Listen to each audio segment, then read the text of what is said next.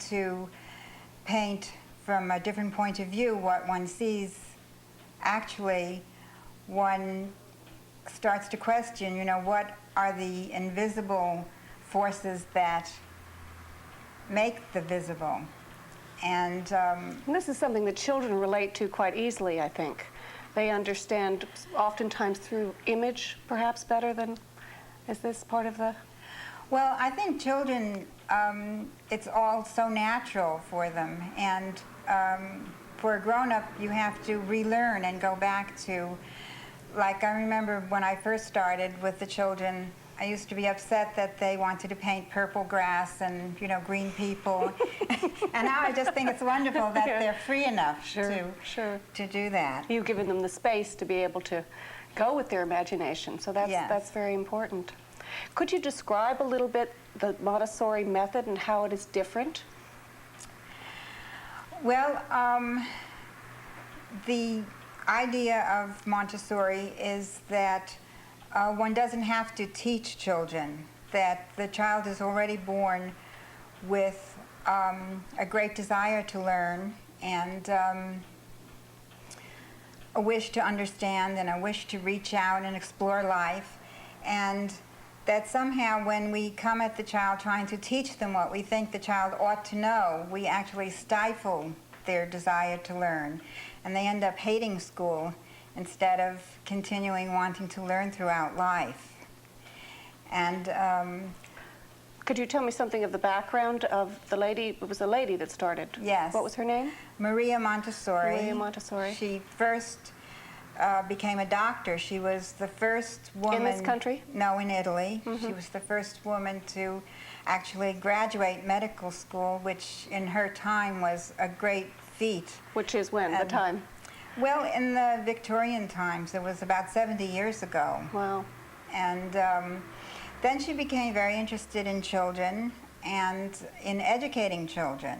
And she traveled all over the world and started schools. She explored and invented materials that would make learning interesting for children, because she felt that children are ready, willing, and able to learn all about their world. We just have to provide interesting materials for them. And what were some of, can you give me examples of what the original materials were that she promoted or came up with? She was the first one who started this hands-on approach, so that one might learn math by counting seashells or sorting seashells and arranging blocks from large to small, learning to count by using little objects. And she believed in offering many different subjects to the child, so that the child could find their own interest. And because interest is a real motivation for learning, and it involves the whole child when they're following their interest rather than something that somebody is telling them, you must learn this or you must learn that.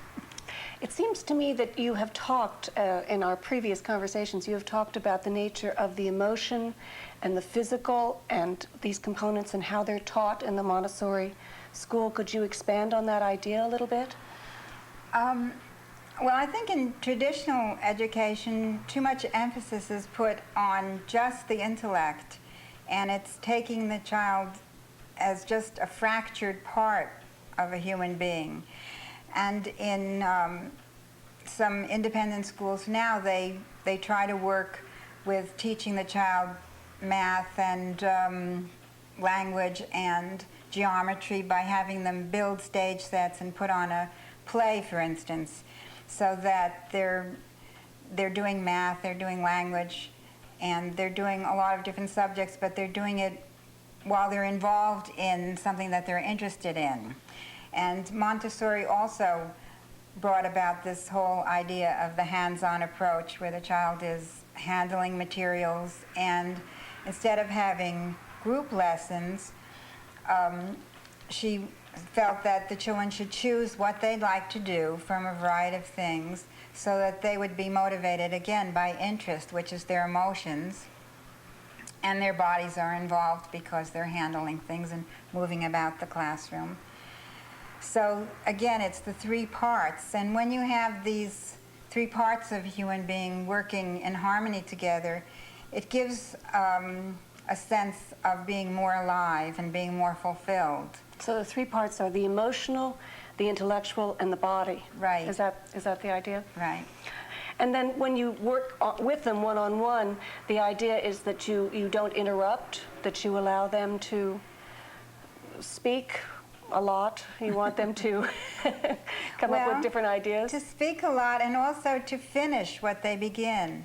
I think that this is one of her most important ideas, that one should respect the child and respect their time, so that we're not imposing, oh, now you have to stop in order to eat, or now you have to stop, we're going to piano lesson, or now you have to rush because we'll be late for swimming.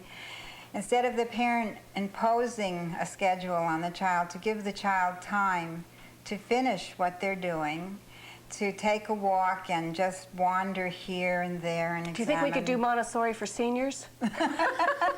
Taking time for everybody, I think that's important. Yeah. You have a wonderful little puppeteer place or a game or theater. Could you explain that a little bit, or what you do with it? The idea of puppet shows and drama, I think, are very important because children learn a lot through their imagination, through imaginative play, as well as the imitative play that Montessori materials train a child to function in ordinary life, being able to pour and spoon and play bank and so on. But the imaginative play helps the child to understand about the magic in life, and also the feelings, and of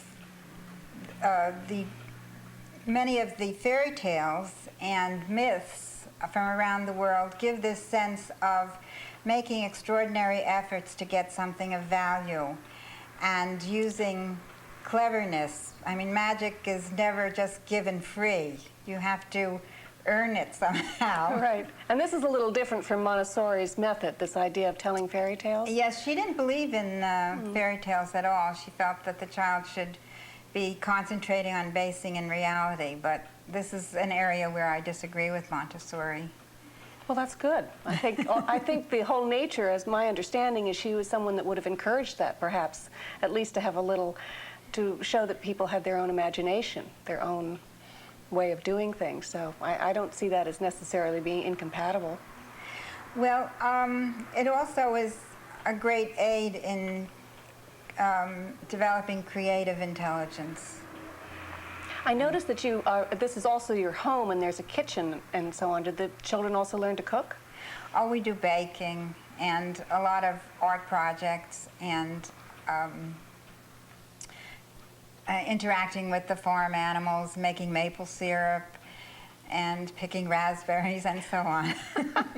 Okay. And the idea of having it in your home, also Montessori felt that a home environment was a better environment to learn in than something that was very cold and institutional.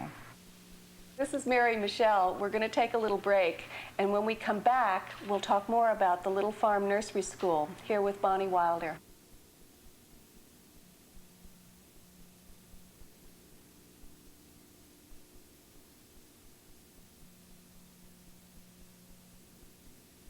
This is Mary Michele for VIP, and this is Taking Time. I'm back with Bonnie Wilder, the Little Farm Montessori Nursery School. And we're having a conversation about just what is the nature of the Montessori Nursery School. And we wanted to talk a little bit about the nature of all of those wonderful animals that you have outside. And what is that exactly is the idea behind having the animals? And perhaps is there a little bit of a risk involved? Well, I think that it's very important for children to have real experiences. And unfortunately, life now, a lot of time is spent sitting in front of a screen for the child, And the young child really learns through interacting with real life. And of course, it evokes an emotion in a child and brings them very much to life when they're in front of an animal. They're a little afraid maybe that the animal might yell at them or bump them or bite them even, or they might just feel delight at seeing this living thing and feeling. So it shows them really life. that that's what life is about sometimes, that you kind of have to take these little risks, at the same time be very careful.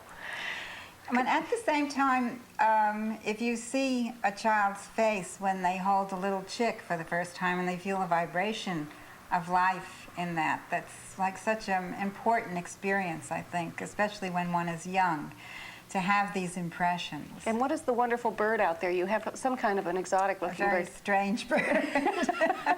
It's a guinea hen. Uh-huh. Does it have a name? Not really. We just call it that funny bird. Okay. And what are some of the other animals?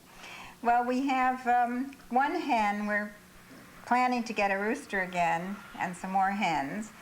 And we have goats and... Different kinds of goats. Yes, a pygmy goat, an aunt, a mommy, and a little girl named Emma Whiteboots. Oh, perfect. She was named after one of the children, as a matter of fact, because kids are Right, so much alike. Right, exactly. And then there's a horse, right? Yes, we have a pony whose name is Mary because she's the color of a merry-go-round pony. In the summertime, anyway. In the winter, she's covered with heavy fur. And a dog, of course. Yes. What's his name? Duffy. Duffy. Yes. There's also a garden. Do the children ever do gardening? Well, when we had a summer program, we used to do a garden for the children. Now we do a lot of nature study, and we do planting beans and matching leaves, and we do some gardening. Your husband built a wonderful elephant. Could you tell me a little bit about the elephant and what the children do with it? Yes, it has nothing to do with politics that we have 2 elephants on the property. The elephant is the symbol of Somers. Oh. And my husband and I just like elephants.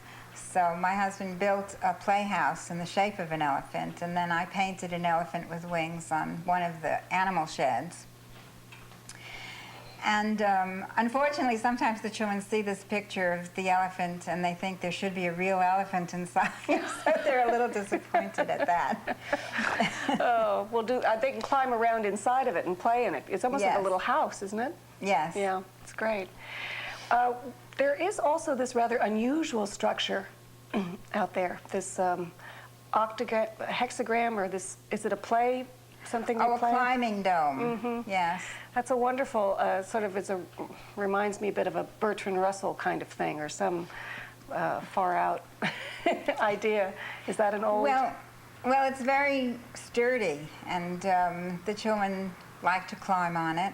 And of course, climbing and running and is all part of.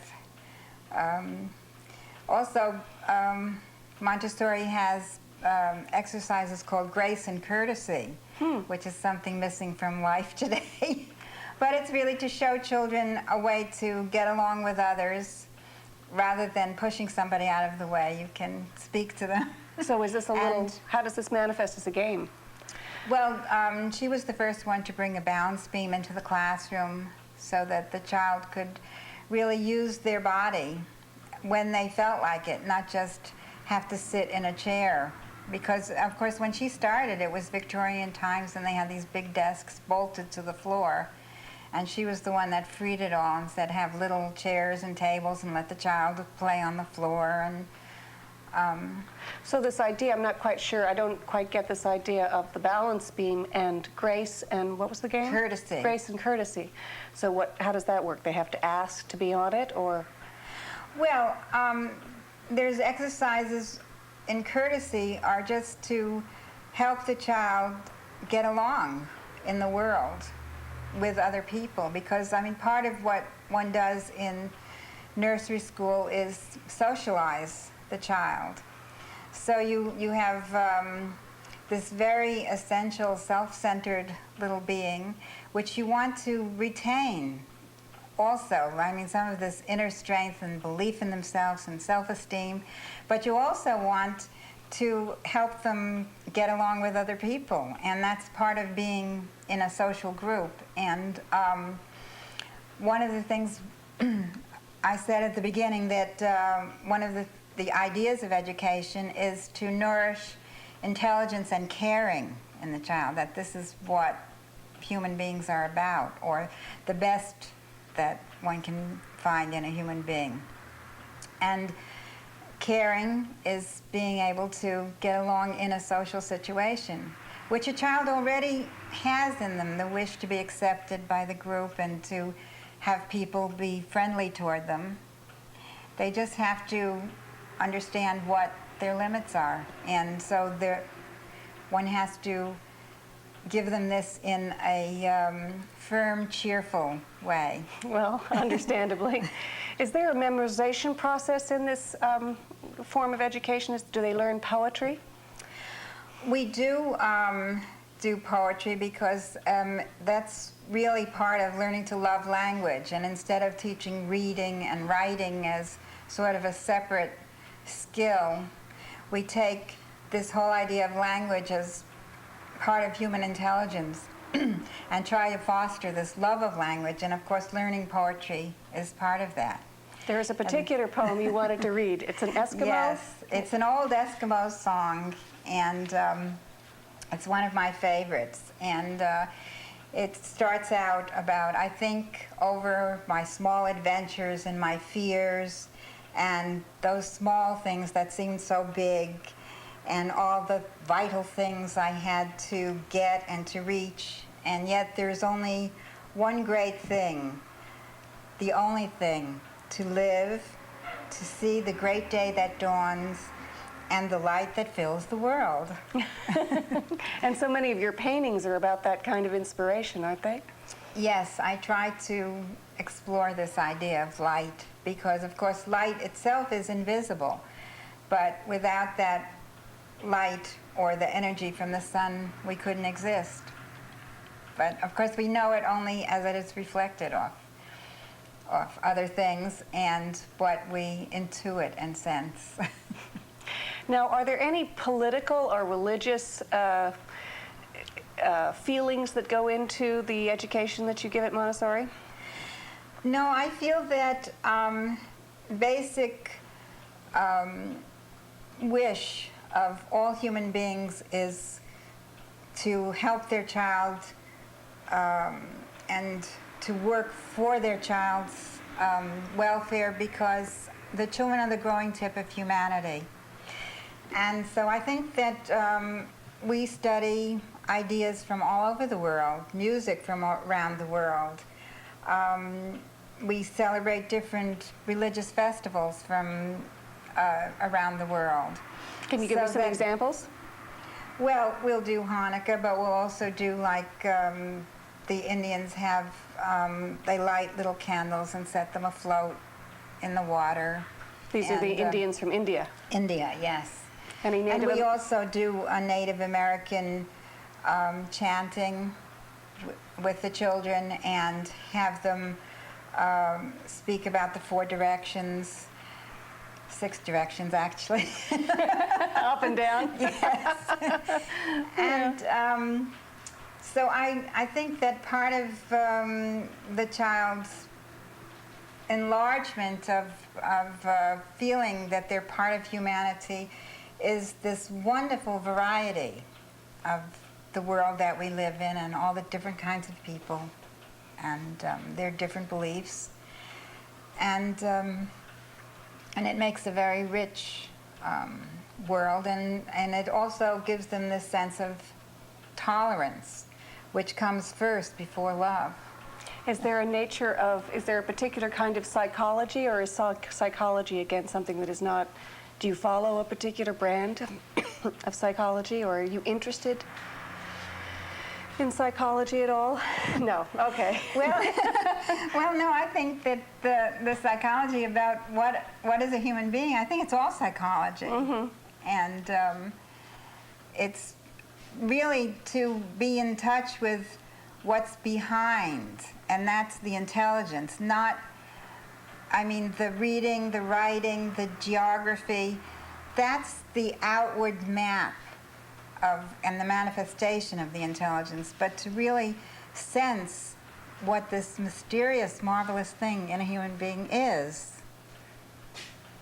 we don't really know what intelligence is, but to stay in touch with that when one is with children. I think that's psychology, isn't it? Definitely a part of it.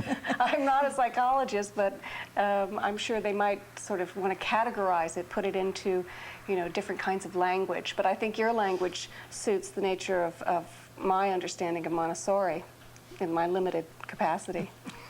I wanted to ask you exactly how long you've been here in Katona. Well, I've been teaching for about 26 years, and I hope to keep going because this way of teaching is so alive, and it never gets boring because one doesn't repeat things over and over again. Each group of children is new, and there's always something new that I can learn from the children. Oh, that's wonderful. Have any of them come back and seen you? Well, sometimes I have children come back years later, and I'm looking up at them. That must be fun. And also we get a little brothers and sisters, you know, of children that we've had previous years. Oh, well, this has been wonderful. I've really enjoyed our conversation here today, and thank you so much for taking the time. It was nice to meet you. I'm Mary Michele. This is Taking Time. Thanks for watching. This is Mary Michele for WVIP, and I'm here today with Marianne Hoberman. She is an author of children's books. She has been writing them since 1957. She is a graduate of Smith College, and today we're going to have a little bit of a discussion about her books, but also perhaps what inspired her to write them or what she's learned about them since she's written them. So I wanted to ask you, how did you start writing the books? How did that come about? Well, I started writing children's books when I had children. Okay. And I had children when I was quite young. And I had always wanted to be a writer from the time I was a child myself, a very little child. And I had been making up songs and stories for as far back as I can remember. And then I had these little babies, and I started making up little songs and stories for them. And I got an idea once when I guess I had 2 children at that time, and we were living in Cambridge, Mass. And my husband was in architectural school at Harvard, and I was pushing them along the street one day, and it was autumn, and I was sort of kicking up the leaves, and all of a sudden this little phrase came into my head: all my shoes come in twos. All my shoes come in twos. And I thought, what a great idea for a children's book, because I knew the kids were interested in shoes. They were always playing with them, taking them off and on. So I got Norman to illustrate a few of the poems that I wrote, mailed it off, and to the first place, it was Little Brown Publishers. The first place that I sent it to, the first book for children I ever wrote, it was accepted. Wow, that's amazing. And so that's how I got started. Yeah. It's interesting because I think the nature of poetry and rhyming, you know, all of the ancient traditions, they didn't write things down for a long time. No, so it's a great aide memoir. Exactly. A mnemonic device of, sure, that's the way Homer is supposed to have, you know, gotten passed on, the great epics. Kids, I go into schools a lot to recite poetry, work with the children in writing and reading and learning things. And yeah, I can teach them poems, or they can learn them. You don't even have to, you know, and you say it once to them. And if the rhythm is right and the rhymes are right, they parrot it back to you immediately. Yeah, that's wonderful. And it inspires them and to then think then start writing their own. Do you think it would be a good thing for adults to start talking in rhymes occasionally? Well, I don't know. I don't really have to talk in rhyme, but certainly rhythm. I mean, that's so much a part of us, the pulse beat, the heartbeat, and that was not atypical that I got my idea while I was walking, because walking is very rhythmical. Your thoughts can kind of come to you while you're walking. I get a lot of ideas while I'm on walks. Yeah. That's nice. And I know that you are also interested in Eastern philosophy, and a lot of that is about the rhythm of breathing and Absolutely. so on. Yeah, I'd never really put it together, but absolutely, the rhythm of the breath, the in and the out, and we've talked about this, you and I, a little bit. I meditate every day, and it really does set up a kind of, I think, body rhythm. And you're not, well, it's not that you're not supposed to, but when you're meditating, you aren't supposed to be thinking of, you're supposed to just be sort of counting your breath or going in and out, but the ideas do come. Right. Well, and there are all kinds of meditating. Oh, you know, I sure. think the rhythm of the poetry is a Yes. kind of meditating. Oh, yeah. You know, certainly I know the Celts, the Druids, they would have to study for 20 years. And what they were studying was this kind of repetition of poems well, and knowledge. That's another thing. all that. Repetition is, children's verse is really an ideal medium for me, because I love rhyme and I love repetition, I love refrains, I love the kind of musicality of our language. There isn't as much of a place for that in adult poetry at the moment. And so this has been a place where I've really sort of found my own voice and been able to use it. And Gertrude Stein said at some place, and I remember coming across this quote, that I love the repeating in things, and I love the repeating in things, and children love the repeating in things. And so there's a lot of repetition and refrains in my work as well. Yeah. It seems to me that stories, you know, we always feel comfortable when we go to an old ballet or an old opera. Yeah. It seems Absolutely, it's an old friend, and you know what to expect. And yeah, there has to be a nice balance between the new, and sort of tried and true, and what we kind of can come home to. I've lived in the same house for 36 years now, and your husband designed it? And my husband designed it, right. He's an architect and an artist. And I never understand. I know people, as a child I moved around a lot, and maybe that was